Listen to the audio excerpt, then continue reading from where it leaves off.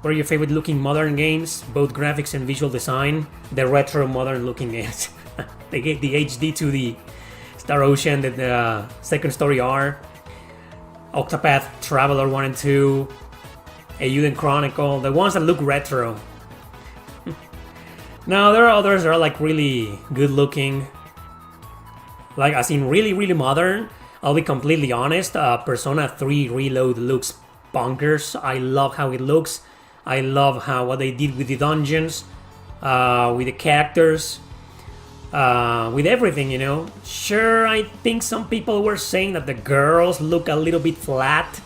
A little bit more flat than before, but I don't know, they look kind of the same to me. That's the style of the Kazuma Kaneko, so I don't know. Characters always are flat with that guy. But anyway, whatever the case, you know, never mind that. The game looks fantastic, you know. I mean, Persona 5 looked great, freaking badass 7 years ago, and the remake of Persona 3, which was done with the same graphic engine. I don't know, man, they nailed it. It looks fantastic. Yeah, I think it's one of the prettiest, like, really recent modern-looking games. Like I said, Eiyuden Chronicle, but it's cheating. Is it cheating, really? You know, it's still a modern RPG, right? How about Yakuza Like a Dragon's graphics? They're fantastic, they look AAA, they look amazing, but, you know, I don't really dig that much that visual design, because it looks kind of realistic, and it's cool. I dig that too, you know, but I prefer, you know, the fantastic or the colorful anime-ish type of graphics, you know, that's what I prefer. But yeah, I mean, if technically speaking, the Yakuza Like a Dragon graphics 1 and 2, especially Infinite Wealth, some of the cutscenes, they look badass, man, you know, they look so advanced, so modern, very AAA, you know, so, yeah, they look really good. Son, he looks really good in Infinite Wealth. Eric, do you think Serge would have talked in Chrono Cross? He definitely talks in Radical Dreamers, which is the visual novel game. He talks a lot, actually. He narrates the entire game. Maybe Masato Kato got tired of him talking and made him silent for the sequel, I don't know. I think the reason why they made him silent is because Chrono Trigger, the protagonist, was silent too, so they kind of follow the tradition, maybe. Probably Squaresoft told Masato Kato, hey, remember the story, right? I mean, Masato Kato didn't want Chrono Cross to be a sequel, but Squaresoft got involved. That was when Squaresoft was starting to do some questionable decisions. And then they merged with Enix and, you know, the rest. So, had Masato Kato been allowed to fulfill his true vision with Chrono Cross, it would have been a different game. It probably would have been the same, 80% the same game, but that 20% would have included a talking protagonist with a personality, no Chrono Trigger references. It would have been its own game. You know, it would have been better. It's still a masterpiece, my favorite game of all time, of course. And I'll never change my mind.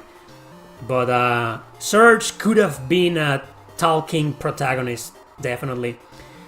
But I don't know, I'm just making assumptions here, okay?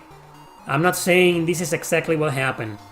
I have no evidence to show that Squaresoft told Masato Kato, do these characters silent or you're fired. Or they kind of force him. I know they force him to do certain things he didn't want to do. Which one specifically, I don't know. I think that the inclusion of the Chrono Trigger characters near the end of the game, no spoilers, I think that's kind of forced. That was kind of like Squaresoft saying to Masato Kato, yeah, do this or else. But the rest, we're just making assumptions here, okay? That's it. Surge could have been a talking protagonist, but I don't know. We'll never know. My problem with developers is that I don't know if they kind of sign some NDA agreements, non-disclosure agreements. They probably do.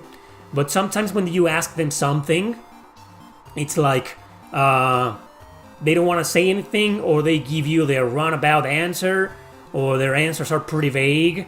Like, for example, this week a fan reached out to me saying that Yasumi Matsuno had completely debunked the rumors about Bash of Final Fantasy XII being the main character of Final Fantasy. No, that was never true. Because for many, many years, you know, it was kind of, it wasn't a fact. There was never evidence, but it was a well-known assumption that a lot of people, including me, mistook for a fact that Bash was supposed to be the main character. And when Matsuno quit, you know, they created Van, who everybody hated, right? And we all thought that, a lot of people believed that, but some people asked Yasumi Matsuno on Twitter about this, and he said, no, Bash was never supposed to be the protagonist. That's a lie. But he didn't explain anything. Like, no context whatsoever, no explanations, like what's going on. Give us the story. I don't know, maybe somebody should interview the guy properly and ask him, you know, and confront him about, like, what's going on? Did you really write Ban? You, Yasumi Matsuno, you created this fucking character? Or maybe he did. Maybe he created Van, but Van had a different personality, right? Or he was going to be a very different guy. And maybe Square Enix, when Matsuno left, changed his personality entirely and made him into a generic, more relatable character. Well, we don't know, right? Maybe someone needs to get the truth out of Yasumi Matsuno, and someone also needs to get the truth out of Masato Kato regarding Chrono Cross, you know. But maybe they signed some kind of agreement. Maybe they're afraid the Square Enix Mafia will get them for saying something. We don't know. Maybe they'll get into trouble and they want to remain silent. I don't know, man. Yeah, it's kind of weird. But yeah, Surge could have been a talking character. The end. I heard rumors. Okay, rumors. This is not confirmed. If you want to look it up right now on Google, let me know. Don't Google it. Google always manipulates search results. Use Bing or another search engine. Don't use Brave. It's fucked up too. So look it up online, however you want to. But I heard rumors that Falcom might start attempting localizing the games themselves.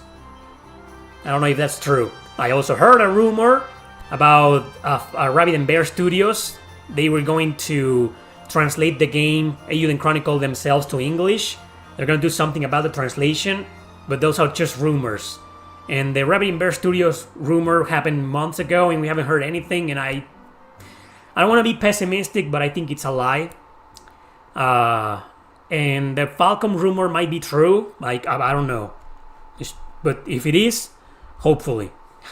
Hopefully they'll do that. But I don't know, I played the entire demo of Daybreak and it seemed like a game for modern audiences.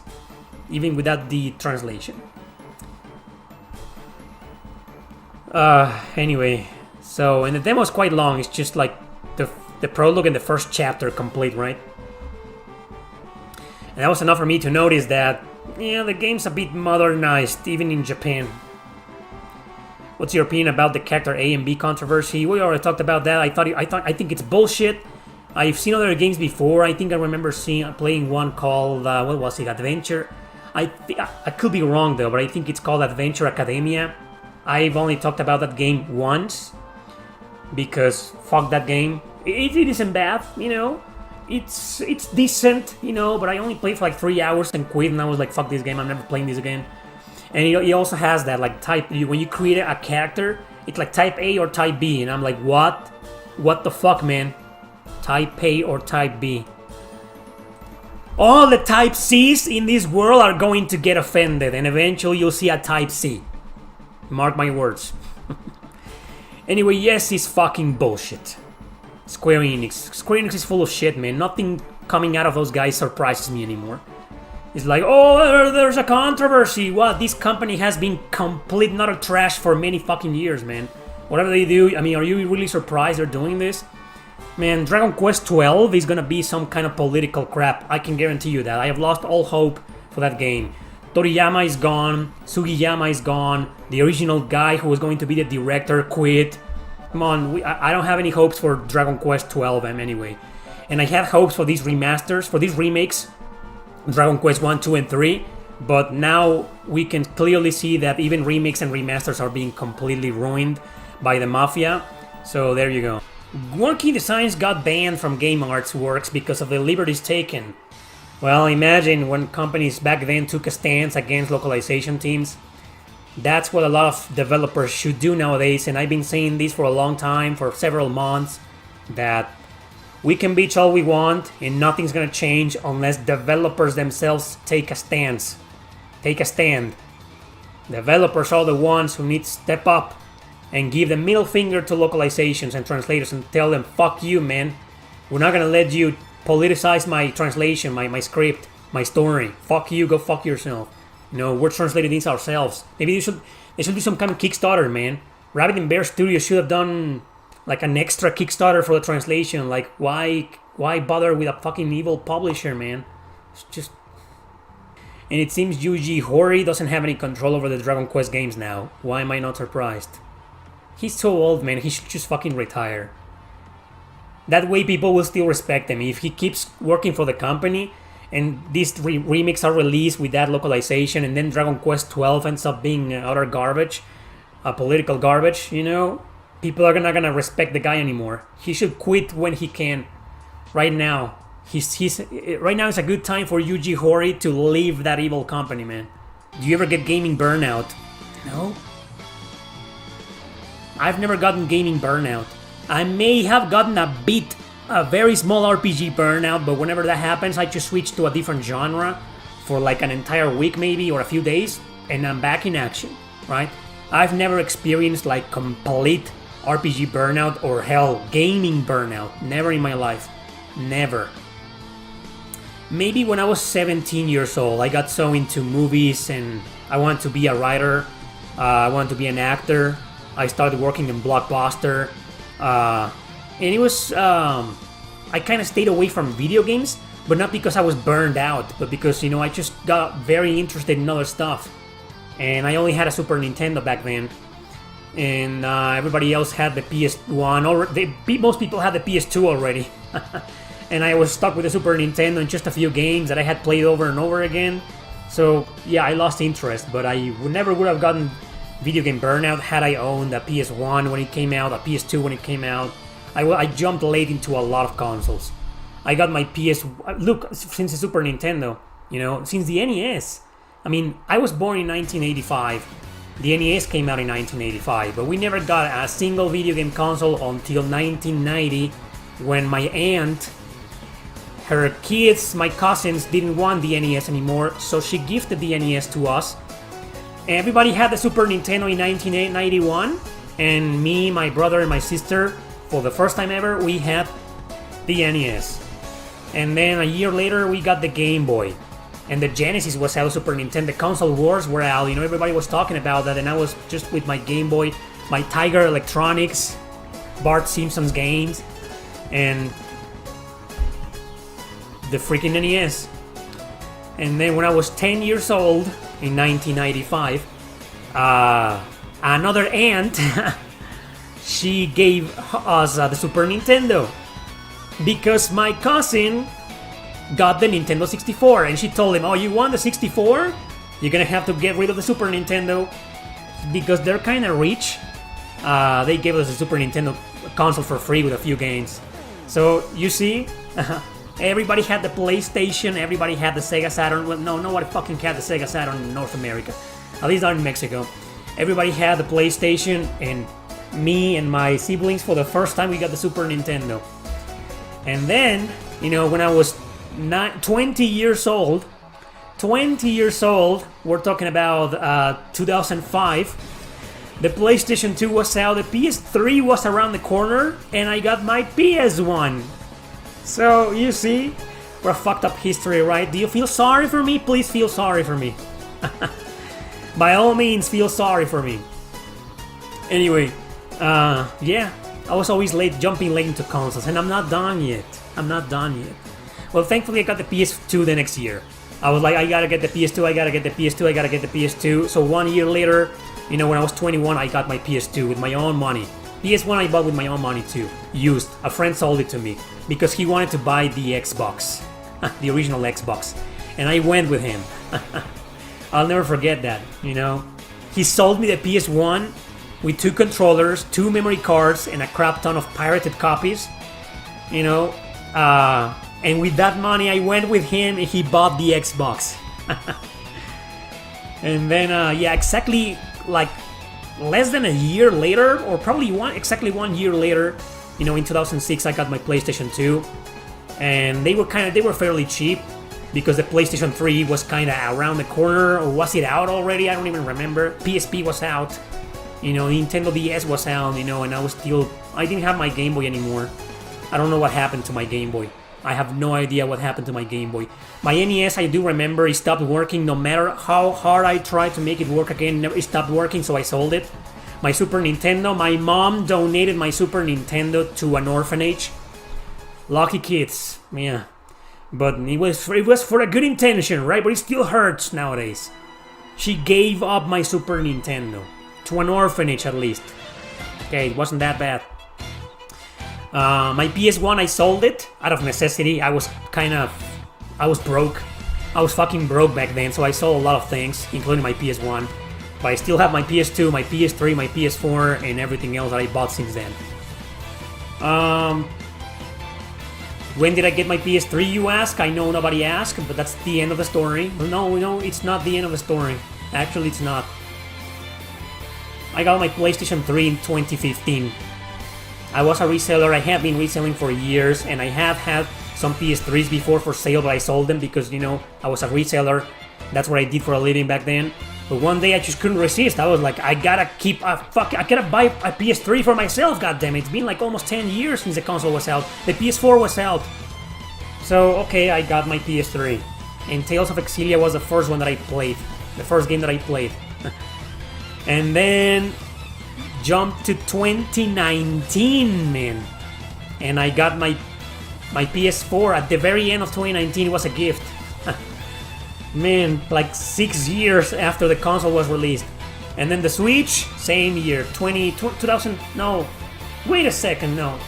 I got my PS4 at the very end of 2018. And then my Switch during the summer of 2019. Fans sent it to me. I was living in Canada back then. 2 years later, not too bad. And then the PS5, that's the end of the story. Yeah, if we're talking about other consoles like the Wii, the ones that I don't have anymore, I got them all when I was a reseller, late. Wii, GameCube, I got them all when 2012, 2013, so I even got those consoles late in my lifespan. Wii underrated with RPGs too. Yeah, there's a bunch of games that are really good. I mean, besides Xenoblade Chronicles and The Last Story, okay? I know those are the only ones people know. And that crappy Super Paper Mario game, that it's not great.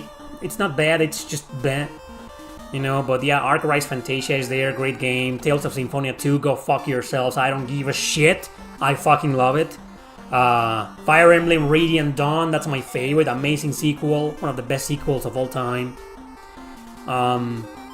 We got some roguelikes in there that are pretty decent, and coming from me, you know, Shiren the Wanderer, one of the best Shiren the Wanderer games in there. Chocobo's Dungeon is pretty fun in there. Muramasa the Demon Blade, obviously the PS Vita version is better, but Muramasa is still there, a vanilla game in there.